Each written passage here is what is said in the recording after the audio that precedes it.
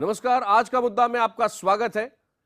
National anthem राष्ट्रगान को लेकर एक नया विवाद शुरू होता दिख रहा है। बीजेपी नेता सुब्रमण्यम स्वामी ने प्रधानमंत्री नरेंद्र मोदी को लिखी एक चिट्ठी ट्विटर पर शेयर की है।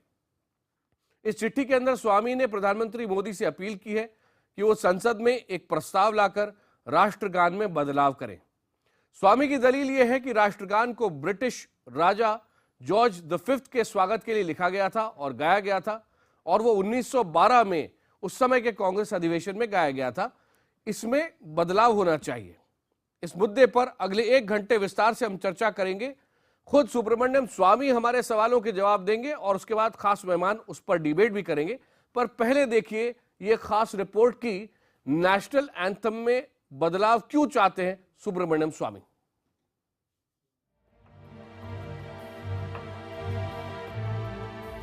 जिस राष्ट्रगान को गाकर सीना गर्व से चौड़ा होता है,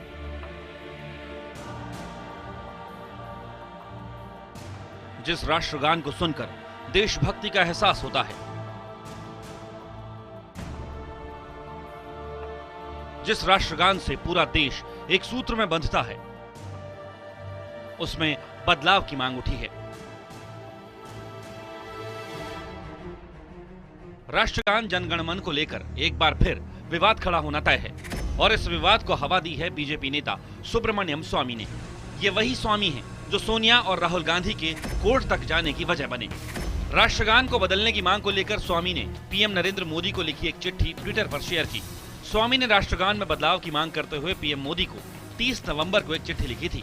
पीएम को चिट्ठी में स्वामी ने लिखा है कि 26 नवंबर 1949 को संविधान सभा के आखिरी दिन अध्यक्ष डॉक्टर राजेंद्र प्रसाद ने बिना वोटिंग के ही जनगण मन को राष्ट्रगान स्वीकार कर लिया था। हालांकि उन्होंने माना था कि भविष्य में संसद इसके शब्दों में बदलाव कर सकती है। स्वामी ने लिखा है कि उस वक्त आम सहमति जरूरी थी क्योंकि कई सदस्यों का मानना था कि इस पर बहस होनी चाहिए। पीएम को लिखी चिट्ठी में स्वामी ने कहा है, जनगण मन को 1912 के कोलकाता अधिवेशन में ब्रिटिश राजा किंग जॉर्ज पंचम के स्वागत में गाया गया था। स्वामी के मुताबिक राष्ट्रगान के कुछ अंश अब भी विवादित हैं, इसलिए इसमें बदलाव होना चाहिए। स्वामी ने पीएम से अपील की है कि वो संसद में प्रस्ताव लाकर राष्ट्रगान में बदलाव की पहल करें। हालांकि स्वामी ने मूल धुन से छेड़छाड़ किए बिना राष्ट्रगान में बदलाव की बात की है। इसके लिए स्वामी ने सुभाष चंद्र बोस के सुझाव का भी हवाला दिया है। सुभाष चंद्र बोस ने राष्ट्रगान में 5% शब्दों में बदलाव की बात की थी।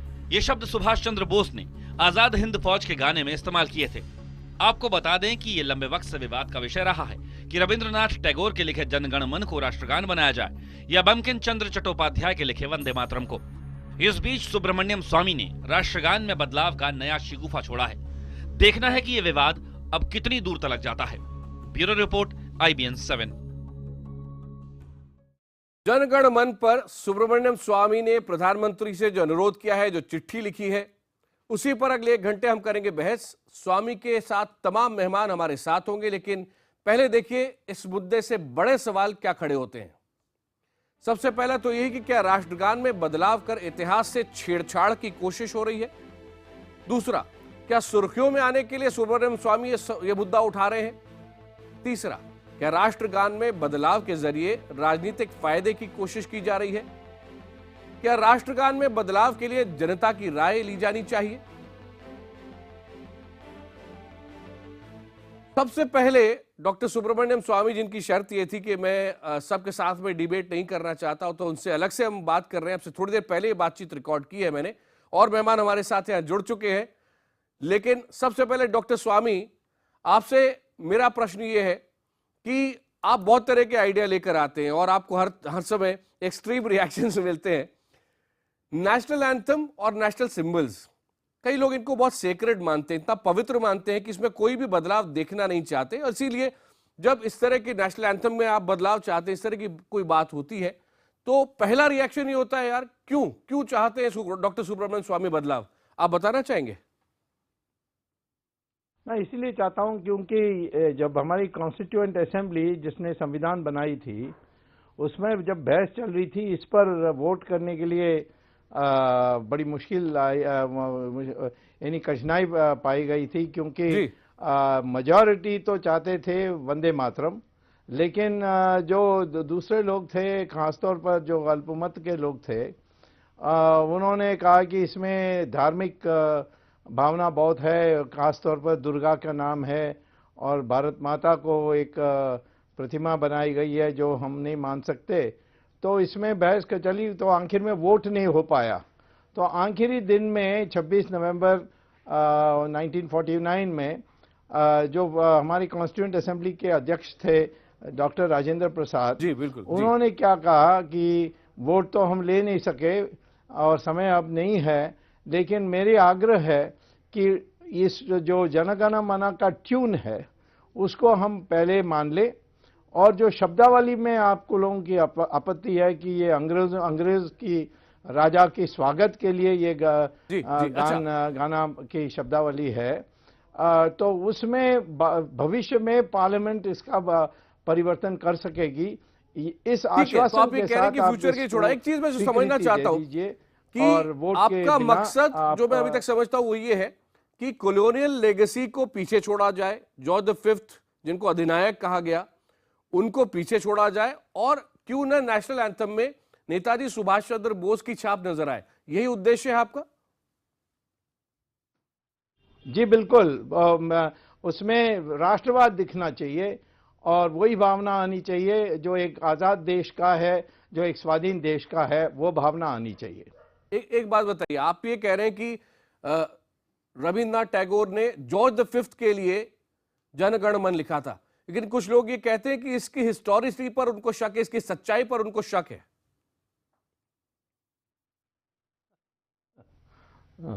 वो सही नहीं है, वो तो मैंने शोध किया है, उन्होंने किया था और कलकत्ता में उन्होंने एक विशेष अधिवेशन इसके लिए बुलाया था जिसमें ये संगीत गाया गया उनके राजा के स्वागत में।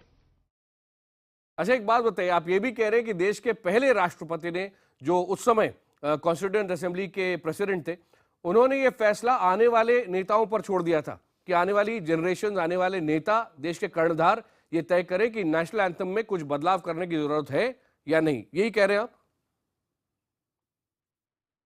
That's right. कॉन्स्टिट्यूएंट असेंबली के जो सारे ग्रंथ छपे हैं उसमें आप जाओगे तो आखिर में जब 26 नवंबर के जो आप पन्ने छांटेंगे उसमें साफ लिखा है कि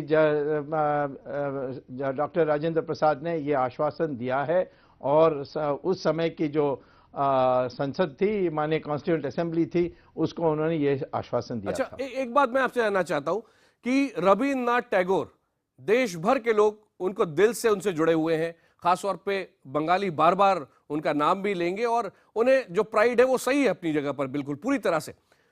ऐसे में एक और बात है कि जनगण मन जब हम बोलते हैं तो भले ही जिसके लिए भी लिखा गया हो, लेकिन आज की तारीख में देश के लोगों से हम जोड़कर देखते हैं तो हम अर्थ उसी रूप में देख रहे हैं, तो फिर बदलाव की जरूरत क्यों है आज? जनगण मन से अभी भी बोलेंगे, मैं तो कह रहा हूं ना 95% शब्दावली वही होगी, लेकिन जो ये शब्द है जैसे अधिनायकवाद, अधिनायका, वो चले जाएगी उसमें।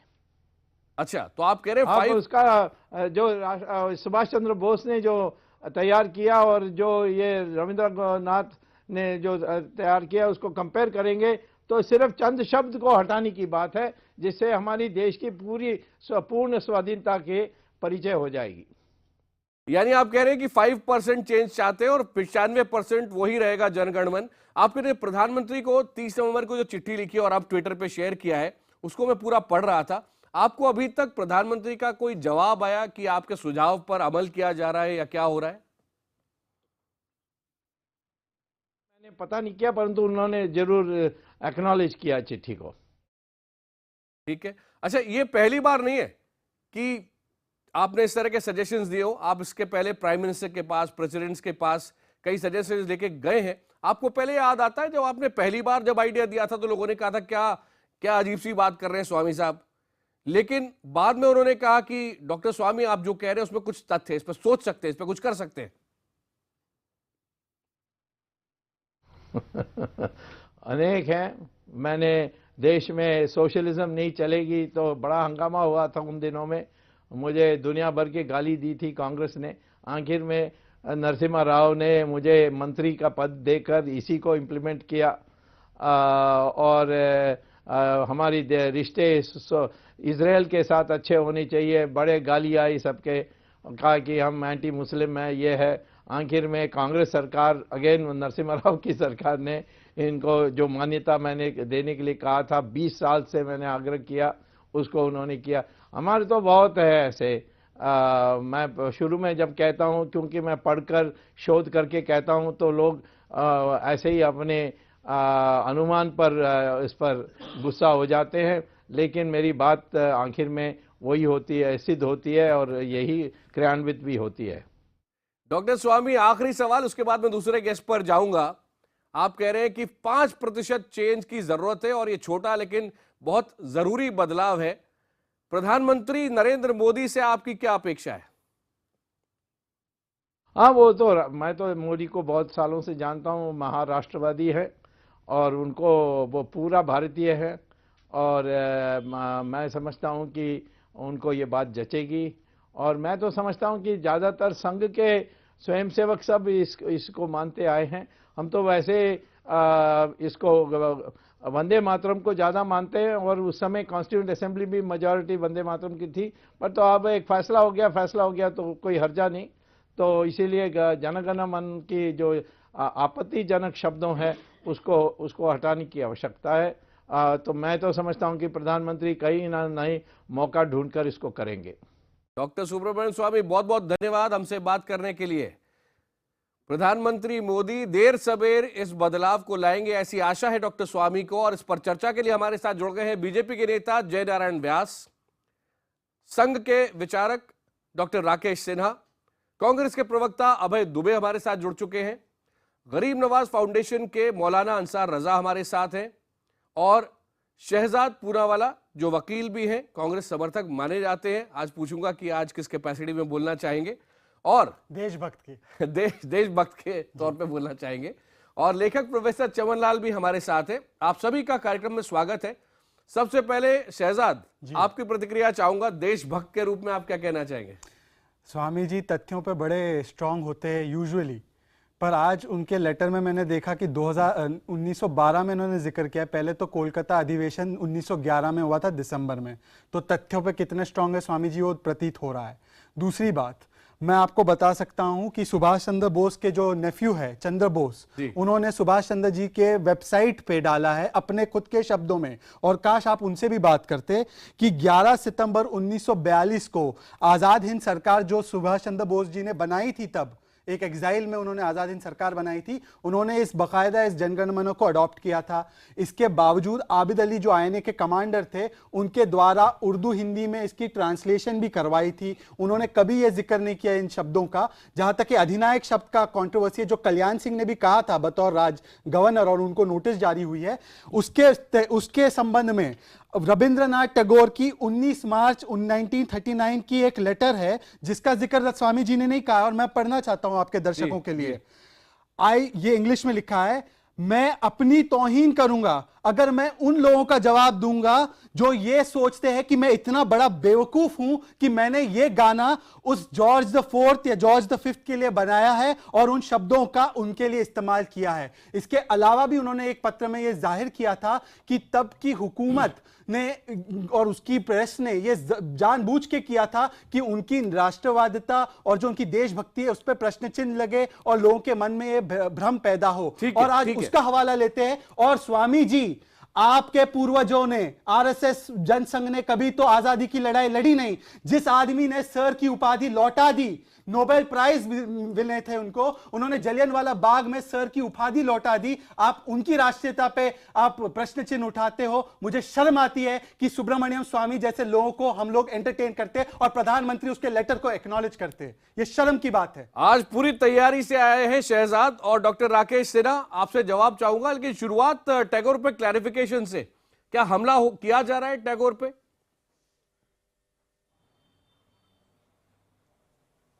देखिए, मुझे लगता है कि तथ्य पर बात करनी चाहिए, ना कि भावनात्मक होकर हम किसी विषय को किसी व्यक्ति की पृष्ठभूमि और व्यक्ति पर आक्रमण करने के लिए बात करें।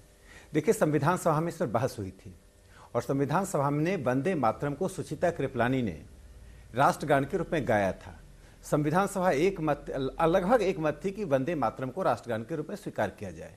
स्वयं महात्मा गांधी चाहते थे कि वंदे मातरम ही राष्ट्रगान हो। उन्होंने कहा जो जनगण मन है वो एक रिलीजियस सॉन्ग है, ना कि गलत, नेशनल एंथम है। पूरी तरह से और गलत। बाद में ये हुमायूं बात कबीर बिल्कुल बड़े सही social नहीं है। आप scientist रहे। हिस्टोरिकल सोर्स कोट कीजिए। उनका बयान था राष्ट्रगान के बारे में कि यह गाना हमारी राष्ट्रीय जीवन का हिस्सा बन चुका है। राकेश सिन्हा जी, आप इंटेलेक्चुअल की आड़ में ऐसे झूठ और भ्रम वाली बातें मत फैलाइए, यह आपके लिए ठीक नहीं है। आप संविधान बदलना चाहते हो, देश के राष्ट्रीय कैरेक्टर को बदलना चाहते हो, राष्ट्रगान को बदलना चाहते हो, यह कहां थमेगा? आप हिंदू राष्ट्र बनाना चाहते हो, इसके लिए आप कुछ भी शगुफे छोड़ोगे। यह क्या लगा रखा है? कभी ताजमहल को हिंदू मंदिर बताते हो, कभी कुछ बताते हो। आपको शर्म आनी चाहिए, आप ऐसी बातें, झूठी बातें करते हो। आप मुझे 1939 के लेटर का बताइए जो रविंद्रनाथ टैगोर ने कहा है। आप पूरे बंगाल की इंसल्ट कर रहे हो, आप रविंद्रनाथ टैगोर की इंसल्ट कर रहे हो। यह बिल्कुल नहीं चलेगा। अब यह प्रधानमंत्री को स्पष्ट करना होगा कि उनकी क्या राय है। आप इतने साल से खड़े होते क्यों होते हो खड़े राष्ट्रगान पर? और उस मुस्लिम दंपति को क्यों निकाला आपने इस तरह का डिबेट करेंगे? अगर आप ये समझते हो कि वो अंग्रेजों के लिए बना है, तो मुस्लिम दंपति को क्यों निकाला आपने? शहजाद, आपकी बात पूरी हुई और अब मैं जवाब ले लूं। खून खोलता है मेरा आपकी ऐसी बातें सुन के। शर्म आनी चाहिए। 50 सालों तक आपने राष्ट्रीय ध्वज को नहीं माना। आपने बोला भगवा तिरंगे को से ऊपर है, और आप लोग ये बात करते हो। शर्म आती है मुझे। गोलवालकर जी की किताबों का जरा हवाला दीजिए। अच्छा शहजाद, थोड़ा शांत हो जाए, सुन ले जवाब। जी जी आकाश जी, हम डिबेट कर सकते हैं यदि ये शांत रहे तो। शर्म तो इस बात के लिए शाहजाद पूनावाला को आना चाहिए कि उन्होंने पूरे देश में झूठ फैलाया था कि एक महिला को मुस्लिम होने के कारण घर किराए पे नहीं मिल रहा है। पूरे देश में इस व्यक्ति ने अपनी को राजनीति में आप मेरे पे केस कर दीजिए। झूठ और सांप्रदायिकता का सहारा लिया, माफी तक नहीं मांगी है। शाहजाद वाला, तुम माफी मांगो, पहले आपको माफी मांगनी चाहिए। आप दूसरों को झूठ सुबह स्वामी के बारे में स्वामी के बारे में टिप्पणी करने की आपकी क्या हैसियत है? जो बच्चे आप अपनी राजनीतिक और बौद्धिक हैसियत को देखिए। अरे संविधान सभा के डिबेट को तो पढ़ लीजिए। अरे आप गोलवालकर की किताबें अरे क्या व्यक्ति है जो कि सांप्रदायिकता का सहारा सिर्फ राजनीति में अपने को स्थापित करने के लिए करता है? आकाश जी, क्या गोडसे? अरे इस व्यक्ति ने ये कहा टीवी चैनल पर आकर, आपके ही चैनल पर मैंने इन्हें रोका था, आपके ही चैनल पर मैंने रोका था कि एक महिला को मुस्लिम होने के कारण घर नहीं दिया जा रहा है। इन्होंने एक राष्ट्रीय अभियान चलाया। आप दोनों से थोड़ा सा मैं रिक्वेस्ट कर रहा हूं वो व्यक्ति स्वामी जी को कह रहा है। आप दोनों अपने बारे में एक दूसरे के ऊपर आरोप न लगाएं। मैं तो आरोप नहीं लगा रहा है। लौटना चाह रहे हूं डॉक्टर सिन्हा, संविधान सभा की हम बात कर रहे हैं। मैं अपनी बात पूरी कर लूं जी, अपनी मैं बात पूरी कर लूं कि संविधान सभा में राजेंद्र बाबू ने, जब संविधान सभा के जो राष्ट्रीय अध्यक्ष बने, जब बाद में अध्यक्ष बने, उन्होंने कहा कि जब भी जो परिस्थिति आएगी, परिस्थिति के अनुकूल सरकार इसके शब्दों में बदलाव कर सकती है। ये राजेंद्र प्रसाद के शब्द हैं, संविधान सभा को के मार्फत पूरे देश को दिया गया आश्वासन है। उसी आश्वासन के अनुकूल एक लोकतांत्रिक व्यवस्था में सुब्रमण्यम स्वामी ने इस बात को उठाया है। यह रविंद्रनाथ टैगोर का अपमान नहीं है। इस पर विवाद इसलिए बना कि 1911 में जॉर्ज पंचम के आने पर, जो 27 दिसंबर को जब एक विशेष सम्मेलन जो कांग्रेस ने बुलाया था, उस दूसरा दिन का एजेंडा सिर्फ यही था कि जॉर्ज पंचम का स्वागत हो। उसका कारण था कि बंगाल के पार्टीशन के बाद बंगाल को जोड़ दिया गया, पुनः एक संयुक्त बंगाल कायम किया गया। इसके लिए कांग्रेस प्रसन्न थी और कांग्रेस ने उनका प्रशस्ति गान किया। 2 गाने गाए गए, जिसमें एक रविंद्रनाथ टैगोर का यह भी था। लेकिन बाद में इस गाने को संविधान सभा ने राष्ट्रगान माना। उसके पीछे जो तर्क दिया गया वो हास्यास्पद तर्क है, लेकिन मन को संतोष देने वाला था कि धुन के रूप में जवाहरलाल नेहरू जी ने कहा कि राष्ट्रगान में शब्द से अधिक धुन का महत्व होता है, और धुन के रूप में, राष्ट्रगान के रूप में जनगण मन अधिक एप्रोप्रिएट है और वंदे मातरम एप्रोप्रिएट नहीं है। वहां भी जवाहरलाल नेहरू जी ने एक लैप्स है। लैप्स इसलिए कि मास्टर कृष्ण राव ने वंदे मातरम को धुन में परिवर्तित किया था, जिसे जवाहरलाल नेहरू ने की उपेक्षा की थी। लेकिन मैं ये कहता हूं कि जब कोई राष्ट्रगान बन गया है तो विवाद राष्ट्रगान पर नहीं है। एक ऑफ डीकोलोनाइजेशन का जो प्रोजेक्ट है, जो भारत के मस्तिष्क का डीकोलोनाइजेशन हो, वो मस्तिष्क का डीकोलोनाइजेशन करने के लिए जो औपनिवेशिक बातों से प्रभावित होकर, औपनिवेशिक कारणों से प्रभावित होकर और औपनिवेशिक व्यवस्था में जो बातें कही गई थी, उन सब में बदलाव हो। आपका पक्ष पूरे देश की एक सामूहिक निर्णय होना चाहिए, ना कि मेरा और आपका। और लोकतांत्रिक विवाद को, आकाश जी लास्ट में, लोकतांत्रिक विवाद है। मैं और चमन लाल जी डिफर कर सकते हैं, लेकिन मैं चमन लाल जी को कहूं शर्म करे, चमन लाल जी मुझे कहे शर्म करे, मैं चमन लाल जी को छोटे स्तर पर देखूं जो आज शहजाद पूना वाला कर रहे हैं। हम एक डेमोक्रेटिक डिबेट कर रहे हैं, आप एग्री कर सकते हैं, डिसएग्री कर सकते हैं। गरीब नवाज फाउंडेशन के हमारे मित्र बैठे हुए, हम कई बार डिसएग्री करते हैं, लेकिन जिस आप तो भाषा एग्री का उपयोग करते कर रहे थे हैं, वहां जो की स्वयं देश जिन्ना को की मुस्लिम सांप्रदायिकता लीग को के बांटने साथ वाले मुझे लोग उससे कोई लेना टीवी देना चैनल पर नहीं है। सोने स्वामी आप पर सवाल बताइए क्या करते हैं? 1939 का लेटर स्वामी के जी बारे में को टीवी चैनल बताइए। पर आने के लिए सवाल खड़ा कर रविंद्रनाथ रहे हैं। टैगोर के 1939 के लेटर के बारे में बताइए। आप डॉक्टर इतना इतिहास आपने पढ़ा है, बताइए ना। प्राप्त करने में आपको कई जन्म लेने पड़ेंगे, कई जन्म लेने पड़ेंगे डॉक्टर स्वामी का सार्वजनिक जीवन प्राप्त करने के लिए। आप चिढ़िए मत। अरे गोडसे के अवतार में तो हमें जन्म नहीं लेना है भाई साहब। तो आप वो जन्म तो आप ही लेते हैं। थोड़ा सा आप दोनों को शांत कर रहा और हूं आप माफी मांगिए। क्योंकि हम लौटना चाह रहे हैं टॉपिक के आप ऊपर। मेरे माफी साथ मांगिए, 4 आप मेहमान माफी और हैं मांगिए अभी। इस बात के लिए सबसे कि पहले देश को आपने जयनारायण सांप्रदायिक व्यास जी, ध्रुवीकरण में आपसे बांटने जानना की चाहूंगा कोशिश की थी। कि एक- बीजेपी की एक पोजीशन गलत इस मुद्दे बात पर को क्या फैलाकर, है, झूठ फैलाकर, अफवाह क्योंकि फैलाकर। कई बार जब डॉक्टर सुब्रमण्यम स्वामी सवाल उठाते हैं तो बीजेपी तुरंत वहां पर अग्री नहीं करती है। अभी आपका विचार क्या है? डॉक्टर सुब्रमण्यम स्वामी सही बात कर रहे हैं या नहीं कर रहे हैं?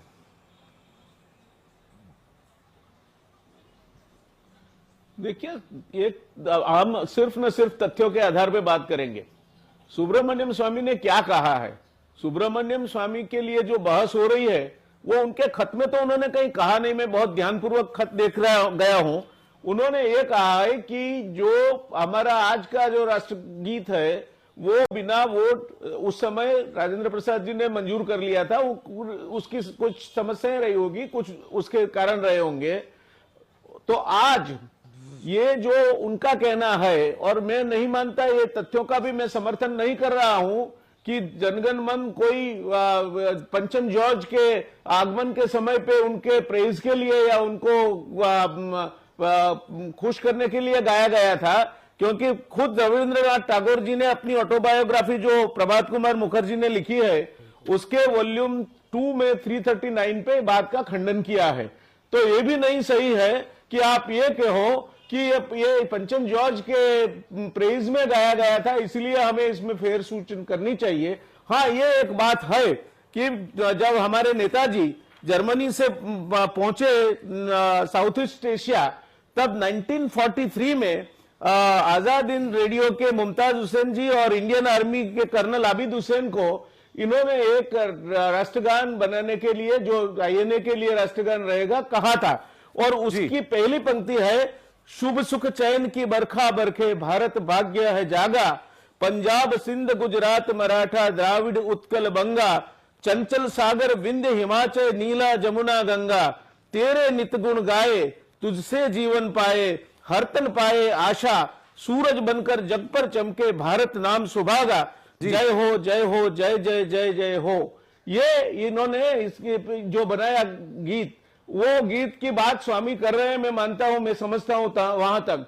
और उन्होंने कहा यह है कि ट्यून तो इसकी रखी जाए जो भी आज है, मगर शब्द प्रयोग में कहीं इससे कुछ लेने की बात सोची जाए, ये भी उनका सूचन है। बिल्कुल 5% चेंज, 95% सेम, ये बात कही।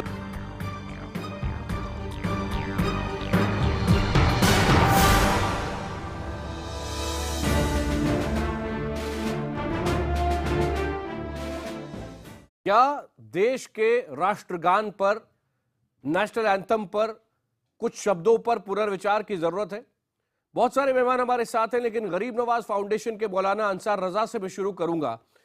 अंसार रजा साहब, अधिनायक जैसा शब्द, जो अब इसके ऊपर डिबेट हो सकता है, पर डॉक्टर स्वामी ये कह रहे हैं कि वो जॉर्ज V के लिए इस्तेमाल किया गया था, इसीलिए ये बेहतर होगा कि उसकी जगह कुछ संस्कृत जैसे शब्द इस्तेमाल किए जाएं, जैसा कि आजाद हिंद फौज के नेशनल एंथम में नेताजी सुभाष चंद्र बोस ने इस्तेमाल किया था। ये सजेशन है, ये सुझाव है, आप इससे सहमत हैं, इसके खिलाफ है?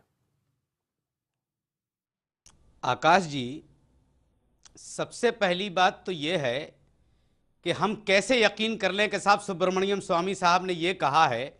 अगर वो मर्द थे तो सामने बैठ के डिबेट उनको करना चाहिए थी। जो मुंह में आता है बक के चले जाते हैं, जवाब देने वाला कोई होता नहीं है। ये तरीका डिबेट का नहीं है उनका। मैं कई मर्तबा आपको देख चुका हूं साहब, मैं तो अकेले में बात करूंगा, मैं किसी से डिबेट नहीं करूं। फिर डिबेट में आने का क्या मतलब है? आप इंटरव्यू दीजिए, बात खत्म हो गई। जो आपकी धुन में आया आप कह करके चले गए, चाहे गलत कहें या सही कहें। अरे आपको अगर सही गलत का फैसला करना, डिबेट का मतलब यह होता है कि आमने सामने बैठ करके बात की जाए। आपने जनगण मन पर सवाल उठा दिया। पुराने लोगों ने एक बात कही है कि शेर के मुंह खून लग गया। जयललिता के केस के बाद से लेकर के सोनिया गांधी के पास से लेकर के अब वो जनगण मन पर आ गए हैं। हम ये कहते स्वामी जी से कि स्वामी जी एक केस हमारे कहने पर भी आप लड़ लीजिए। वो केस ये है कि डॉक्टर राजेंद्र प्रसाद साहब के जमाने में जब मातृभाषा की लड़ाई हो रही थी, उस वक्त उर्दू और हिंदी इन दोनों में बहस होनी थी कि मातृभाषा किसको होनी चाहिए। तो उस वक्त जब पहली असेंबली में 90 मेंबर ऑफ पार्लियामेंट थे, 45 लोगों ने उर्दू, जिसमें 6 मुसलमान थे, 84 हमारे गैर मुस्लिम भाई थे। लेकिन जब वोटिंग हुई तो 45-45 वोट मिले। इस पर भी तो इनको डिबेट करनी चाहिए थी, इस पर भी तो इनको केस डालने चाहिए था। इनको आदत पड़ गई है कि टीवी वालों ने हमको खूब दिखाना शुरू कर दिया है। अब जो हमारी धुन में आए वो हम डॉक्टर राकेश सिन्हा टीवी वाले हमें एक तरफा चेंज चाह रहे हैं हिस्ट्री में डॉक्टर स्वामी जैसे लोग।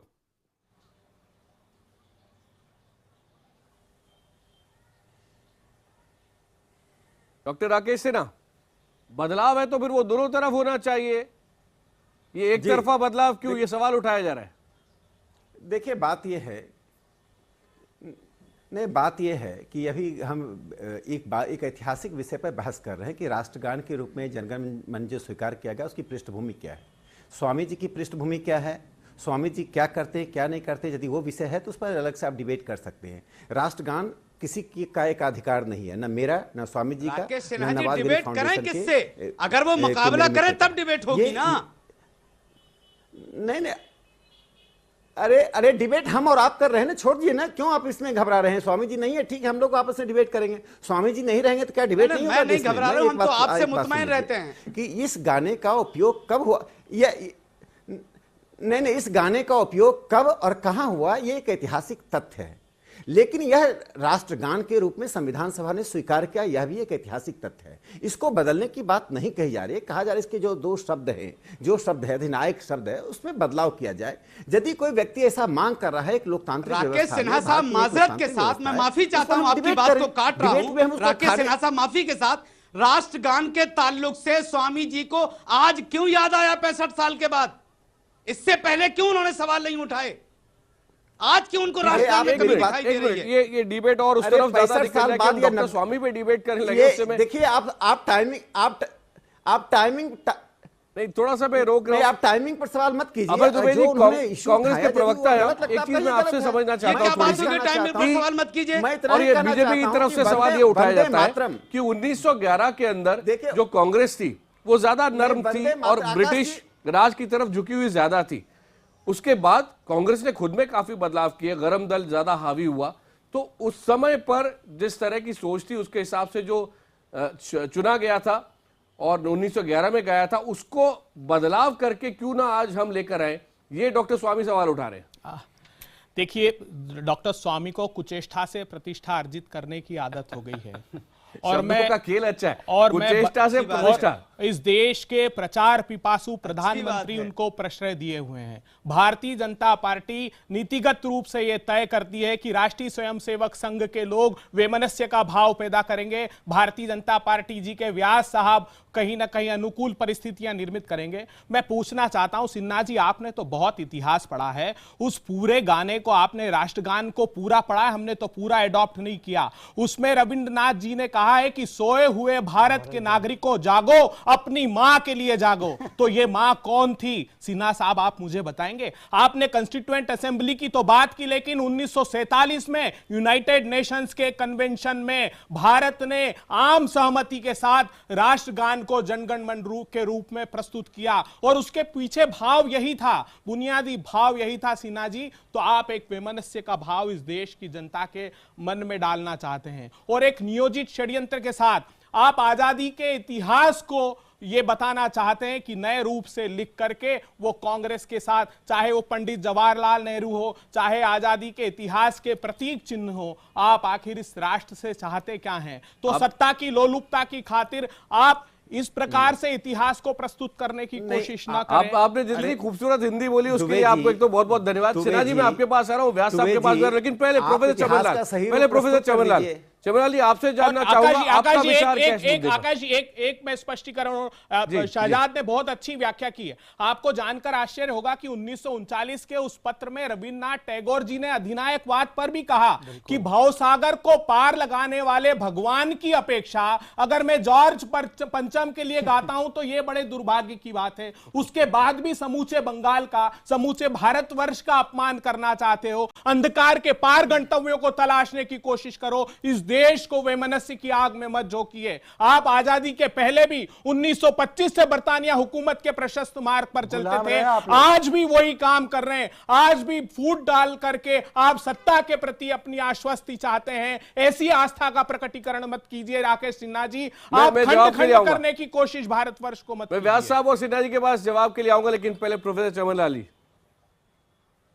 जी, ऐसा है कि एक तो आपका जब से इलेक्ट्रॉनिक मीडिया 24/7 आया है, तब से आपने पूरी सामाजिक में उत्तेजना और सेंसेशन को इतनी जगह दे दी है कि उसके बाद से तर्क और तथ्य के लिए कोई जगह बचती ही नहीं है।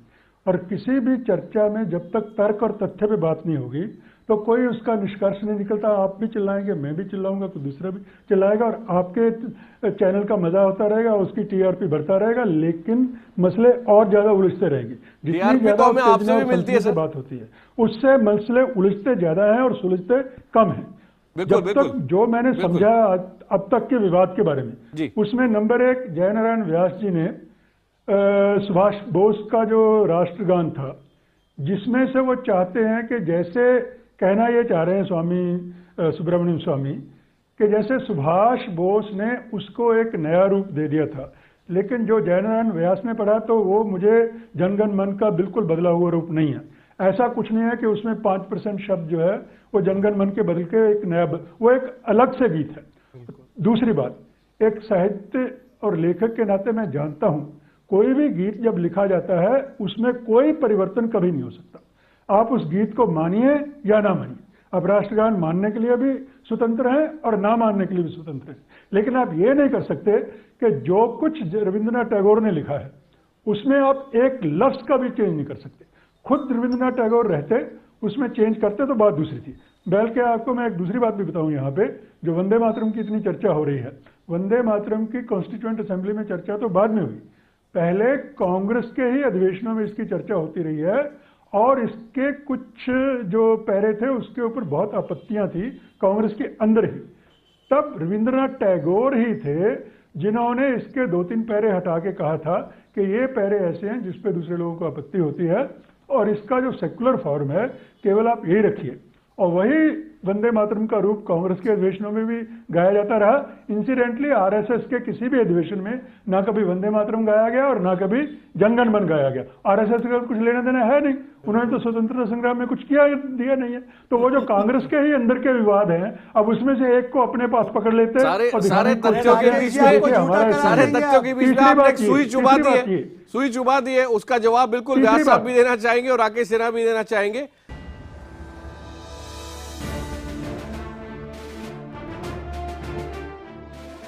जन गण मन, हमारे नेशनल एंथम में राष्ट्रगान में क्या बदलाव की जरूरत है? डॉक्टर स्वामी कहते हैं हाँ, लेकिन ब्रेक से पहले प्रोफेसर चमनलाल जी अपनी बात पूरी नहीं कर पाए थे। आपसे मैं शुरू कर रहा हूं प्रोफेसर चमनलाल जी। जी बस मैं दो तीन बातें ऐड करना चाहता हूं। एक बात ये, मान लीजिए राष्ट्रगान पे आप तार्किक रूप से कुछ चिंतन करना चाहें तो आप इकबाल के सारे जहां से अच्छा हिंदुस्तान हमारा, सबसे सुंदर गीत, इतने प्यार से स्कूलों के बच्चे गाते हैं, इतना सरल हिंदी और उर्दू का मिला जुला रूप, आप उसको क्यों नहीं, उसकी बात क्यों नहीं करते? और अगर उस वक्त राष्ट्रगान की चर्चा हुई 2 जगह, मैंने एक वंदे मातरम की और इसकी, तो उस वक्त सुभाष चंद्र बोस ने जो लिखवाया था, जो हिंदी उर्दू का मिला जुला रूप है, लेकिन वो रविन्द्रनाथ टैगोर का नहीं है। टैगोर के कुछ शब्द जरूर लिए हैं उन्होंने उसमें, लेकिन टैगोर का गीत उस पर तो जयनारायण व्यास साहब जरूर सवाल उठाना चाहेंगे। नया गीत है, तो फिर उसको क्यों नहीं चुना आपने? कौन से वाले इकबाल साहब को माने जो एकदम सेक्युलर थे? अगर आप शब्द हटाने की बात करते हैं, एक मिनट मेरी बात पूरी होने दीजिए। अगर आप शब्द हटाने की बात करते हैं जी जी, तो ये विभाजन पूर्व का गीत है जिसमें सिंध का नाम आता है। कल आप यहां चेंज करने की बात शुरू करिए, पाकिस्तान से आवाज उठेगी कि हिंदुस्तान अपने राष्ट्रगान से सिंध का नाम हटाए, क्योंकि सिंध पाकिस्तान का हिस्सा है। वो एक तरीके से आप नए पंगे शुरू करेंगे कि आप यहाँ चेंज करने की बात करिए, वो कहेंगे सिंध हटाइए, सिंध हमारा पाकिस्तान का हिस्सा है। तो ये विभाजन पूर्व का गीत है। या तो इस गीत को जैसा है वैसे का वैसा आप मानिए, इस लिहाज से भी कि उसमें किसी भी बड़े राइटर की उसमें कोई चेंज नहीं हो सकता। एक मिनट जयनारायण व्यास साहब, पहले मैं आपके पास आ रहा हूँ जवाब के लिए, कर सकते, फिर मैं आगे बढ़ता हूँ। जयनारायण व्यास ये साहब, बातें इसलिए आपके सामने रख रहा हूँ कि ये बातें मामूली तरीके से नहीं लेनी चाहिए। और पता नहीं, देखिए, हो सकता है सुब्रमण्यम स्वामी की एक ही बात सही हो कि जो 26 नवंबर की वो बहस की बात कर रहे हैं, मैंने पढ़ा नहीं, हो सकता है कि उसमें ये लिखा हो कि राजेंद्र प्रसाद ने ये कहा।